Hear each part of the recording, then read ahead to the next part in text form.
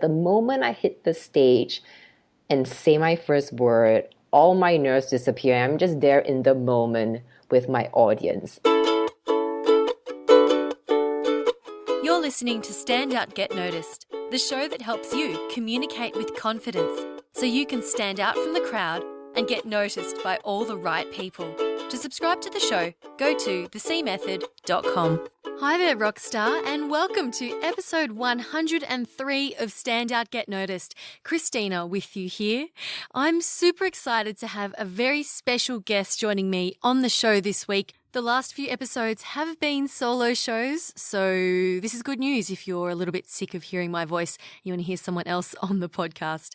My guest this week is Jocelyn Chia. She is a New York-based stand-up comedian originally from Singapore. Our mutual friend Joshua Spodek, who you heard in an earlier episode, I think it was 97, he introduced us when he heard about my somewhat terrifying experience doing stand-up. I think he realised that I needed a little bit of help in that area.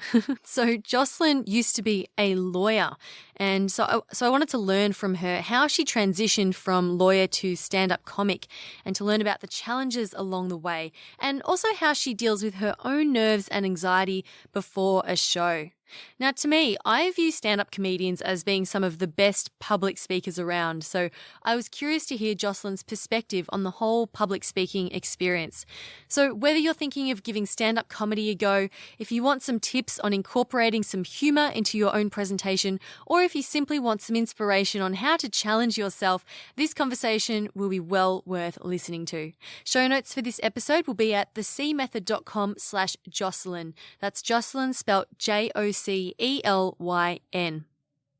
Now, before we get to that, I do have a shout out for Mac Pritchard from the Find Your Dream Job podcast. He interviewed me on his show and it came out just last week.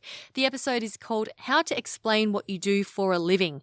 And on it, I share my best tips for creating a powerful and effective personal pitch and how to have great conversations when you're out at networking events in the context of when you're looking for a job.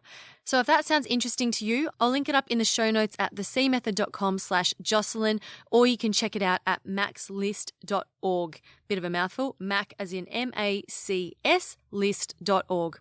Mac also left a lovely iTunes review for this podcast, so many thanks to you, Mac, and thank you for having me on your show. It was a real blast. Okay, and one quick announcement. Listen up if you get anxious and nervous around public speaking.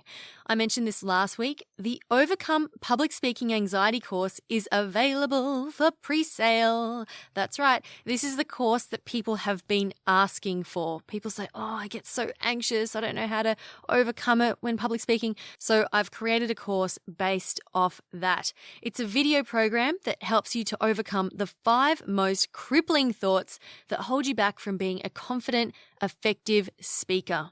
In each lesson, I go deep into why we have this thought, why it holds us back, how to overcome it, and how to change your beliefs around each one. And each video lesson includes a powerful, actionable exercise to help you further banish those fears forever. That's correct. After this pre-sale, the course will be $39, but if you purchase it now, you will get it for $19. That's right, 50% off. It will be at this price until 48 hours after the course's release, which is on March 31st. So to register, go to thecmethod.com/anxiety course. That's thecmethod.com/anxiety course. I will also link it up in the show notes for you. So get your hands on that while you can, while it's 50% off. Oh yeah. Okay, enough from me. Let's move on and meet the very talented Jocelyn Chia. Jocelyn is originally from Singapore and is now based in New York. A lawyer turned comedian, she was featured on CNBC.com for winning the Gotham Comedy Club's funniest lawyer competition. She has been a guest comedian on the Howard Stern channel of SiriusXM and a guest host on MTV. She just filmed her stand-up television debut for AXS TV's Gotham Comedy Live, hosted by William Shatner, so you should definitely watch that one. She is also a 2-time winner of the Moth Story Slams, which you'll also hear more about. Okay, hope you enjoy this one. with Jocelyn, Chia.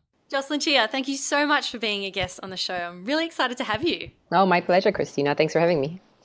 So you used to be a lawyer. That's right. Tell me about how you transitioned over to stand-up comedy. It was a bit of a long journey. I wish it was as easy as being able to tell people, oh, I was sick of the law and I quit the law to do stand-up comedy. But no, it was a bit of a process finding what I really was meant to do.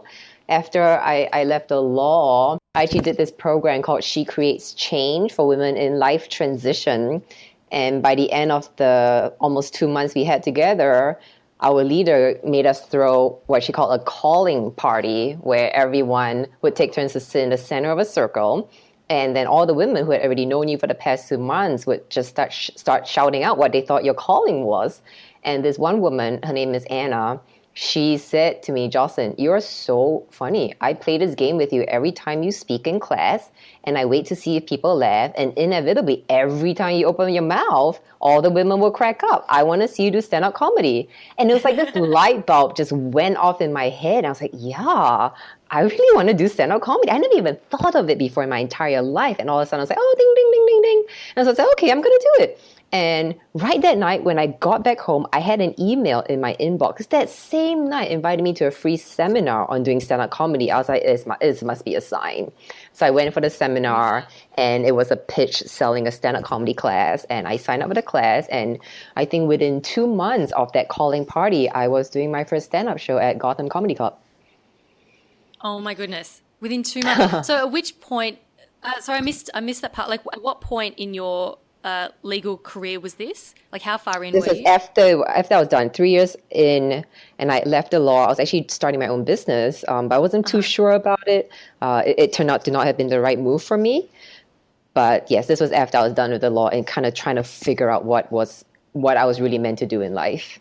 And you went to the US to study, is that correct? I did come to the US to study. I did undergrad here as well as law school. And so what was it about stand-up that got you hooked?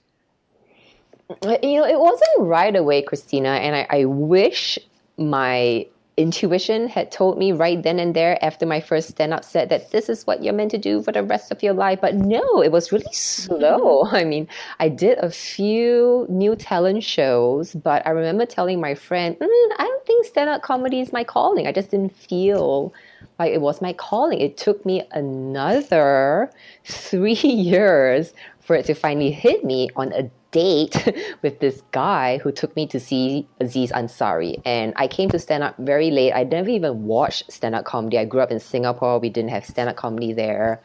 Throughout college and law school, I don't think I ever went to a stand-up comedy show. And all of a sudden, I was living in Boston. I had a job there. And this guy invited me to see Aziz Ansari. I was like, oh, who is that? He's like, oh my God, you don't know Aziz Ansari? He's like the funniest comedian around. I was like, okay, sure. And I go, and halfway through Aziz's set, I'm crying, and not tears of laughter, but emotional tears. And I was like, why am I crying in the middle of a stand-up comedy show? And then my inner voice spoke up and it said, because this is what you really want to do. And I was like, no. So then in Boston, I took a stand-up comedy class at the Improv Boston. I hit my first open mic because those new talent shows in New York were 3 years ago. They don't really count. They're very different from an open mic. It's a very warm and hot audience. You probably think you're a better comedian than you really are at the end of those shows.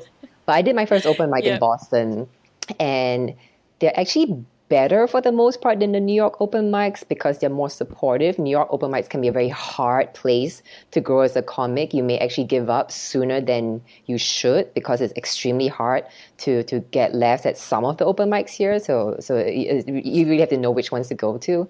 But I started in Boston, and I'm glad I did start in Boston because I came back to New York with more confidence as a comic. It was no more than 3 or 4 months in Boston, but it was enough to give me some level of confidence that the open mics in New York didn't shake my confidence as badly as it would have had I started out in the open mic scene in New York. So that's why I say kudos for you for having survived your first open mic in New York and lived to tell the tale. And you actually happy with your set. That's very impressive. That's not common, especially not for a first set. Well, I'm not planning to be a stand-up comedian, so I thought for a non-stand-up comedian, it's it was all right. And I guess I didn't know any different at the time. If you told me that the audiences at the open mics in New York City were really bad, then I probably wouldn't have even gone on. So, You tell me a bit. a good mic. I don't know which one this is. I mean, the Greenwich Village Comedy Club does have some good open mics. They're more supportive. Well, I mean, I figured because I'm Australian, at least I'd be semi-entertaining just from True, just my from the accent. accent. No, you're right. Exactly. So tell me about your very first show. What was that like? The one where I took a class and did a graduation show? Yeah. Oh, that one, I mean, not to toot my own horn here, but I didn't know it's actually not that common to be funny off the bat. I was admittedly really quite funny at my first show, so much so that I do remember the MC saying after I was done to the crowd, "Can you believe that was her first time?" So I did well, but I didn't know it was unusual to do so well your first time. I was like, oh yeah, whatever, it's a graduation show. I'm sure everyone does well. But now that I have more years under my belt and seeing other people who are doing stand-up comedy at the end of a class and it's their graduation show not do necessarily even that well, even with a hot crowd, I was like, oh, maybe. I wish someone had kind of told me, "Hey, girl, you should really keep going. You got something going there. It's not that usual that people do so great in their first try." But I guess I didn't have anyone telling me that, so I was like, no, not my calling.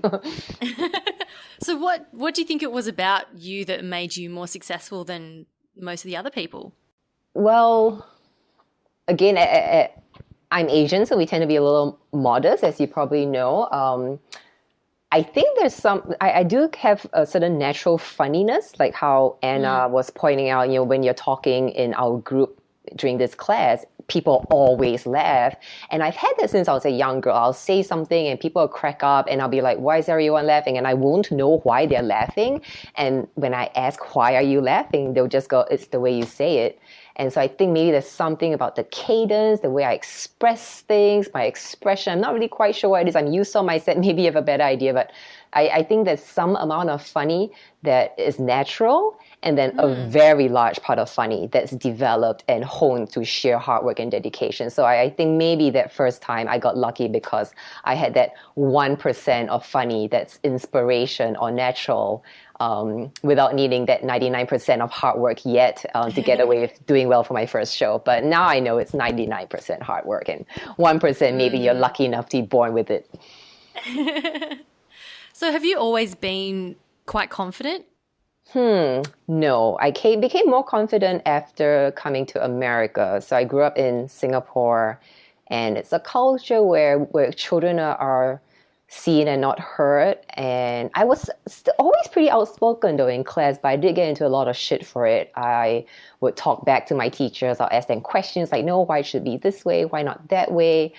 And I got shut down a lot. And I think there was a part of me that internalized it. And so I became less brash.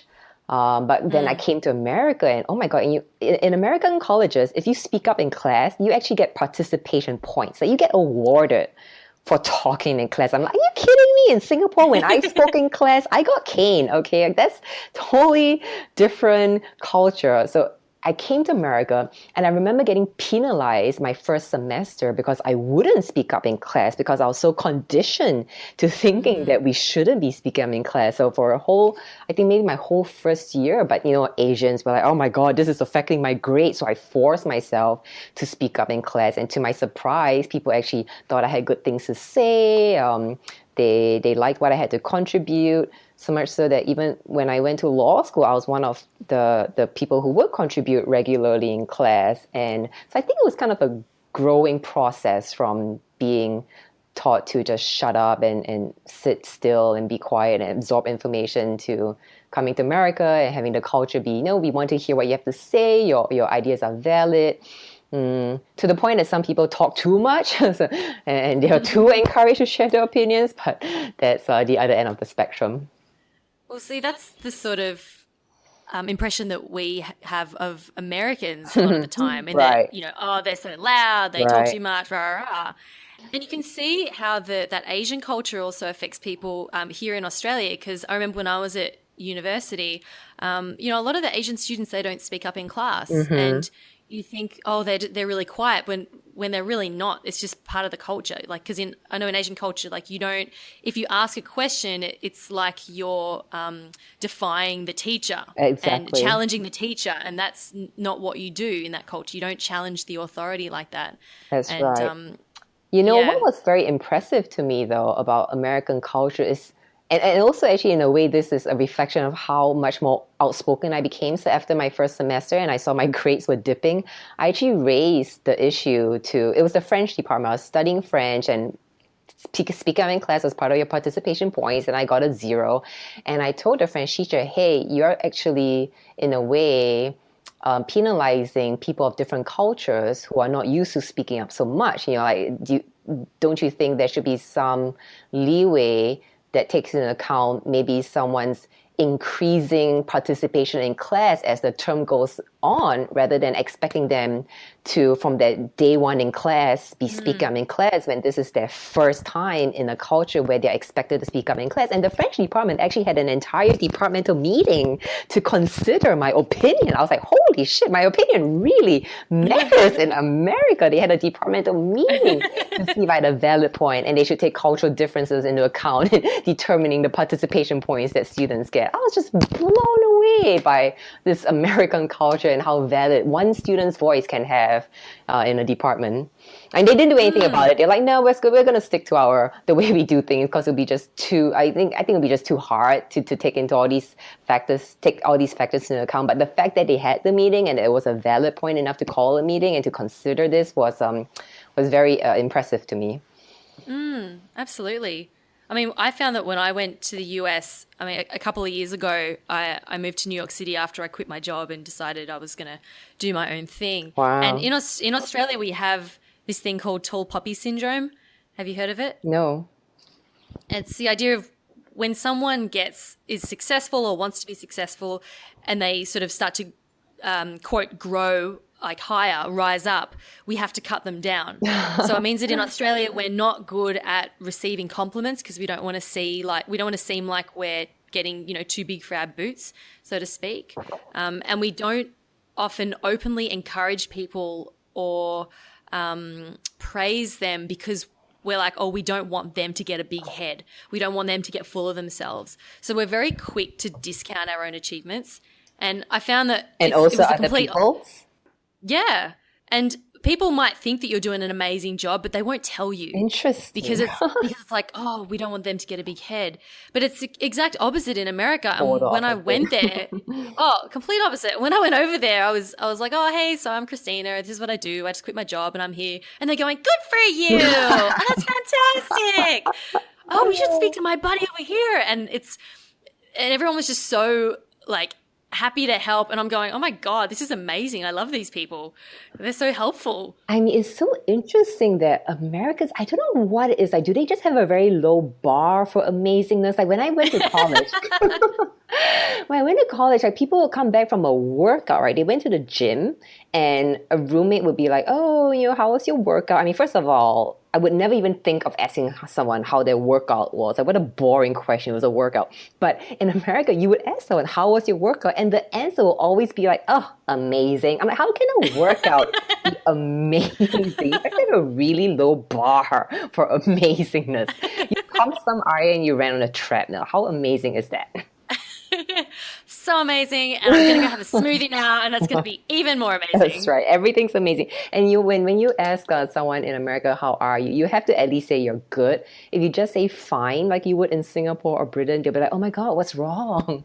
You're less than amazing. But it's good. Okay, it might come across as a bit of hyperbole, but it forces you to start thinking bigger, I think.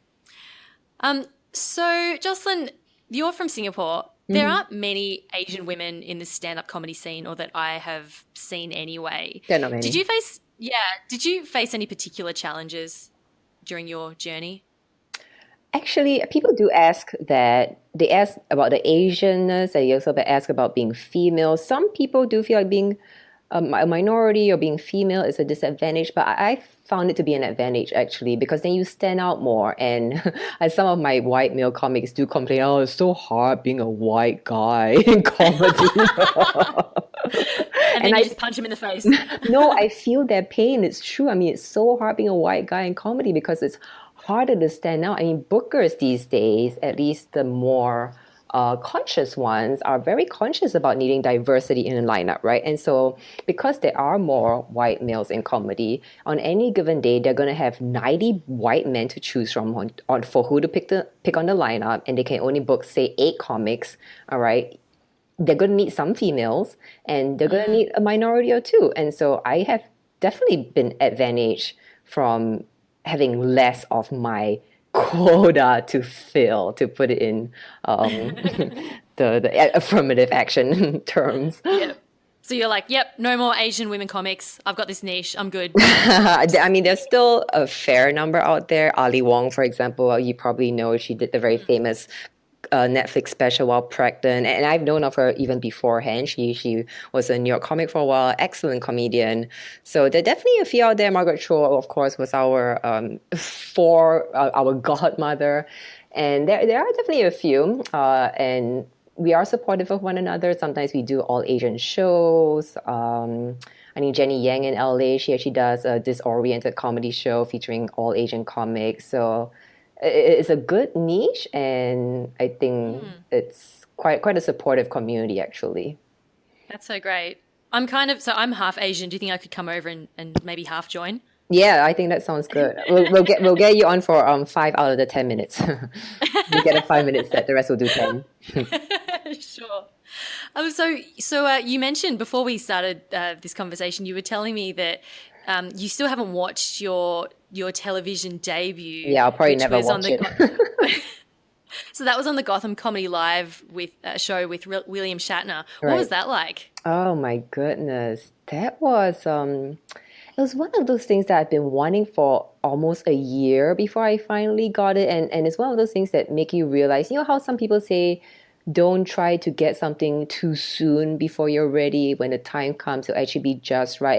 I really felt like it was just right. You know, if I had gotten it 6 months earlier, my jokes may not have been that polished. It wouldn't have been William Shatner as the host, and just everything just lining up so beautifully. It was just a really great experience. I was nervous leading up to the show until getting on stage. So usually, I think in your before we started the recording, you mentioned that you wanted this podcast to be about sharing with people confidence tips. Is that right? And so what I have found is the fear is always before you do it. You're most afraid thinking about doing something than the actual act of doing it. And I don't know whether this has been your experience too, but the moment I hit the stage and say my first word, all my nerves disappear. I'm just there in the moment with my audience. Is this your experience too when it comes to public speaking? It's my experience with most things that scare me. Exactly. So yeah. Okay, great. So I'm not, this is not an unusual experience here. So yeah, exactly. So that was exactly what happened. I think maybe about 2 hours leading out to the time I had to get on stage, I'm like a ball of nerves, right? And then the moment I hit the stage, and what some of my most experienced comics would do would tell me, and thank goodness for them, people like Michael Harrison and Michael Somerville, who've been doing this, I don't know, 10, 15 years. They said, Jocelyn, you've done this thousands of times. I was like, really? Have I done this? And I was like, yeah, you're right. Because I'm on stage at least once a day, and it's been 3.5 years, so that's at least 1,000 right there. Okay, so it's actually more. So I'm like, yeah, you're right. I've been doing this 1,000 times.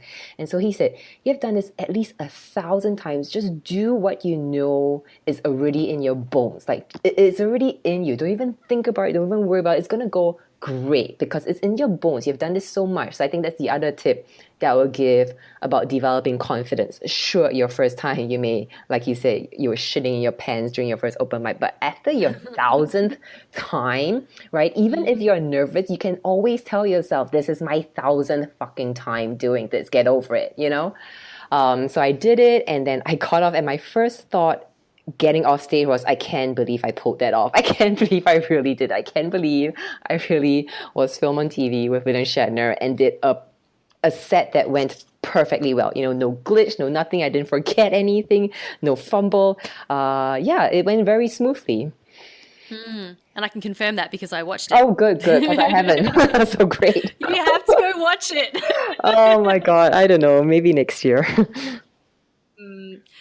So you're also a winner of the Moth Storytelling Championship. We so our mutual friend Joshua Spodek told me about the Moth and that he wanted to get back involved in it again. So I googled it and I found that we actually have it here in Melbourne.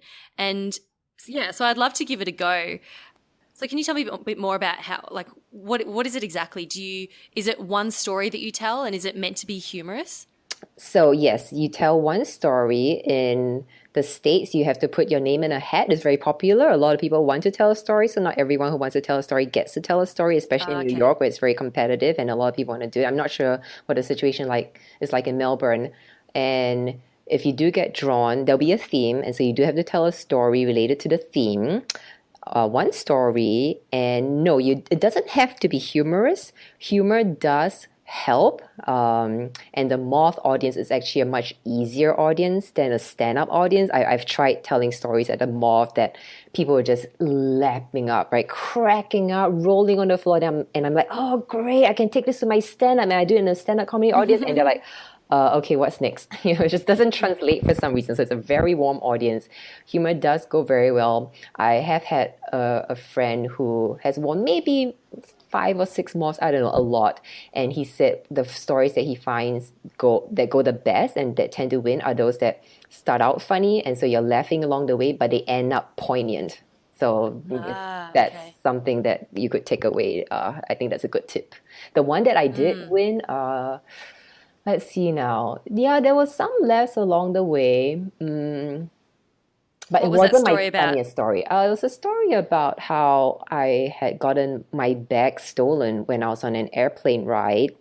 And it turned out that the boy sitting next to me on this airplane, who was from Malaysia, had stolen my bag. And I found out because he went to Dartmouth and I got my cell phone bill, and the cell phone numbers were a Dartmouth number. So it's just a story about how we tracked him down, figured out who he was, got him busted, and how I had a moment where his life was literally in my hands. Okay, he's an international student at an Ivy League school. Dartmouth has an honor policy. If anyone's caught stealing or cheating, they are immediately expelled. All right. I mean, after going through some board of disciplinary action, but I had proof that he did it, so I could have gotten him expelled. But not only that, he's an alien.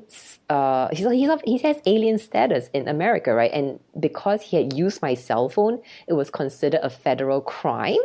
And so it wasn't just a misdemeanor of petty theft; it became a federal crime for using someone's cell phone that you stole. I didn't know that at the time. So the FBI got involved. And Oh my goodness. yeah, which means if I had pressed charges, this being a federal crime, he would have been deported from the US. So I had this 21-year-old boy's literal future in my hand. He was an Ivy League student. He came from a good family background. I knew this because in tracking him down, I actually managed to call up the office that he was interning at, and his boss picked up the phone. Yeah, it is a really long story. My Moth story, obviously, with 5 minutes, you can't tell the whole details, but you're getting the extra back-end information. So his boss told me how he came from a very good background. The boss was very surprised. But yeah, so good background, Ivy League school. I could have destroyed this guy's life. And the stories about how I remember a time when I had done something wrong and I could have gotten my future at least severely tainted by my own misdemeanor. And I actually was forgiven. I got away with it. And I was like, maybe it's better to pay it forward. The FBI agent did say he seemed very contrite and very sorry. I mean, maybe he's just a great actor. I don't know. Maybe he's like some white collar criminal now. Maybe he did Enron. I don't know what happened to this guy, but hopefully he took the lesson that I did when I was forgiven, which is like, I'm never doing this again. I swore I'll never do it. I actually had I stole this pen when I was in high school because my friend dared me to steal this pen, and so that's what happened, and I got caught, and I was like, oh shit, and I was let go. I was forgiven, right? And so after that, I swore I would never steal a damn thing ever again for the rest of my life, and I haven't. And I was just hoping that this would be his lesson too. Who knows? He may be a big time crook right now, but it was with that intention that I decided to let him go free and not press charges. That's a great story. No, thanks. There's lots of lessons in there as well, and lots of drama. lessons. I know so much drama, yeah. All right, last couple of questions, Jocelyn.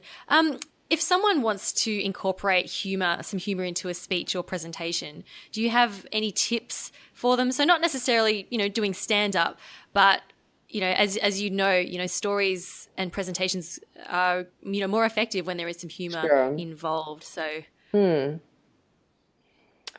Wow. That's a challenging question. I don't actually know. How do I actually make something not funny funny?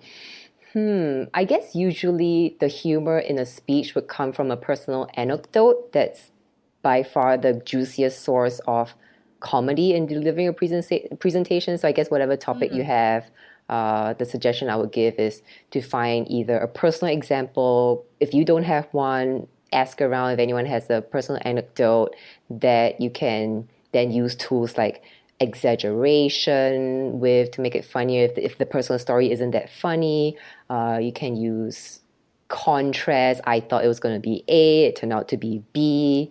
You can use your emotional reaction, because as human beings, we all go through the same emotions, and just being able to join and identify with the emotional journey someone's going through can potentially lead to some humor, especially when there's that tension and then the release of that tension. So a lot of humor and laughter comes from the buildup of tension and then the release of it. And again, this is all very general tips, and it'll be up to your listeners to connect the dots and see how they can put it into their own speech. But yeah, generally, the emotional journey, tension and release, and getting personal example that can lead to some humor would probably be some of the tips that I would give to spice up a presentation.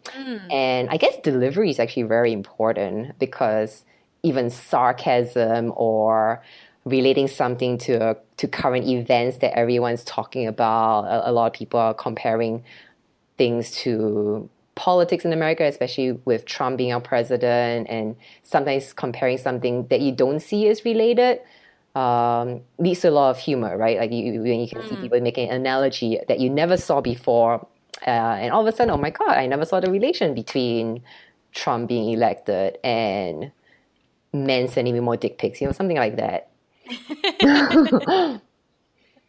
Awesome, cool. So you say that you're on stage every day? Now I try to give myself one day off. I used to have it every day, and then I did this. It was actually more of a yoga program, but she started looking at your life very holistically, and she said even God had a day off. So who are you to be more hardworking than God? I was like, okay. So now I do try and give myself one day off. So actually now it's more 6 nights a week. Well, your Chinese name does mean hardworking. It does mean. It means here. See, this is where I think my parents got it wrong. It means needs to be hardworking. I'm like, that implies, which implies I'm nothing but a lazy ass who needs to be hardworking, right? So I'm just stuck with this aspirational name, and you should have just called me hardworking if you wanted me to be hardworking. I don't know what they were thinking. They actually don't speak Mandarin. They got a friend of theirs to name me my name. I'm like, your friend sucks, okay? What is your friend's name? I think maybe he got named some, ugly boar or something. So now he's taking out on every other child that he gets to name. You want to hear my funny Chinese name story? I would love to. So my Chinese name is Git Jing, which means, I think it means pure or something. But my grandfather spelt it wrong on my passport. Oh. So I'm officially Kit Jiang, which I don't even know what that means. And I hope it doesn't change the meaning, completely. So anyway, I have an incorrect spelling on my passport. That's my story. My friend, her name is very sad because her Chinese name is Sai Xiang, and because Chinese words can have one pronunciation with 2 different meanings, so I mean her name is intended to be some lovely smelling flower or whatever, right? But there's another meaning that has the name Sai Xiang, meaning fragrant shit. Oh, that's hilarious. Jocelyn, it's been such a pleasure having you on the show. Love speaking with you. Oh, it's been a lot of fun. So if you do most of your gigs in New York City? Yes, that's right. Yeah. So where can people come and see you? I am most often at the New York Comedy Club. So let's say, oh, this Saturday I'm in the Bronx. Most people don't really go out all the way out to the Bronx, but next Saturday I have two shows. This is March 25th, 5 p.m. and 7 p.m. at the New York Comedy Club. Fantastic. And can people find out where your other gigs are on your website?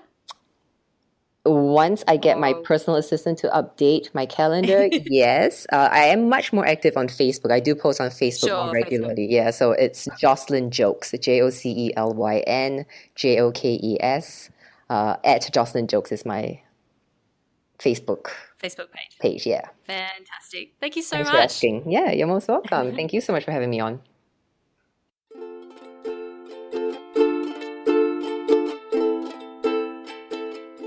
Big thanks to Jocelyn Chia for being an amazing guest on the show this week. You can find out more about her upcoming gigs at her Facebook page, which is Jocelyn Jokes. I'll also link that up in the show notes at thecmethod.com/Jocelyn. That's Jocelyn spelled Jocelyn.